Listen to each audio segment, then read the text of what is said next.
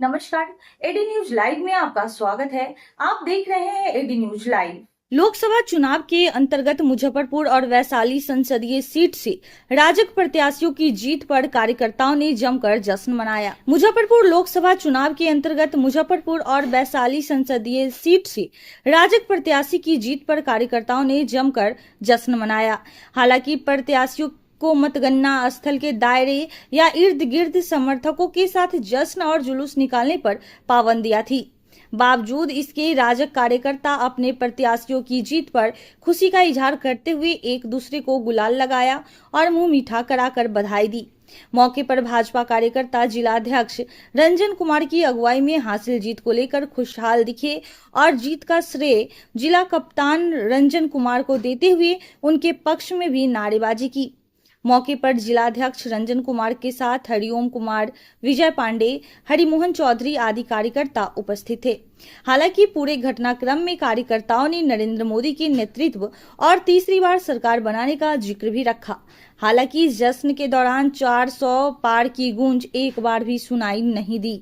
मुजफ्फरपुर जिले वासियों को, जन जन को हम भारतीय जनता पार्टी राष्ट्रीय जनतांत्रिक गठबंधन की ओर से बहुत बहुत धन्यवाद और आभार व्यक्त करते हैं कि राष्ट्रीय जनतांत्रिक गठबंधन के प्रति आपने अपने विश्वास को पुनः कायम रखा और हमारे दोनों उम्मीदवार को जिताने का काम किया है। इसके लिए बहुत बहुत धन्यवाद, आपका आभार।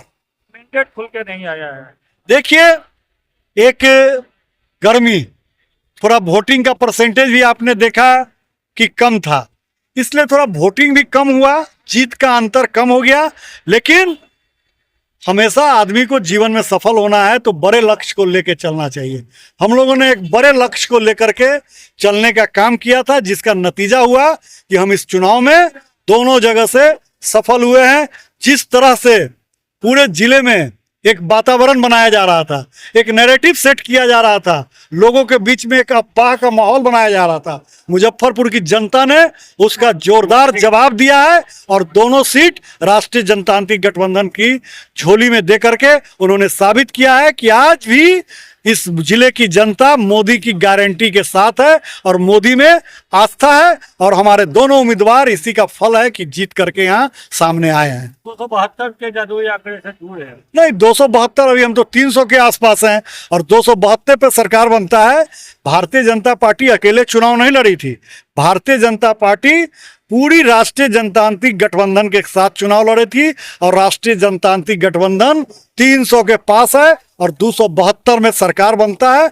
नरेंद्र मोदी जी पुनः तिवारा हैट्रिक लगाने जा रहे हैं और तिवारा इस देश के प्रधानमंत्री के रूप में बैठेंगे। भाजपा से ज्यादा जदयू के सीट आए हैं, जहाँ नीतीश ये हमें क्या प्रधानमंत्री का ऑफर उन्हें आ चुका है।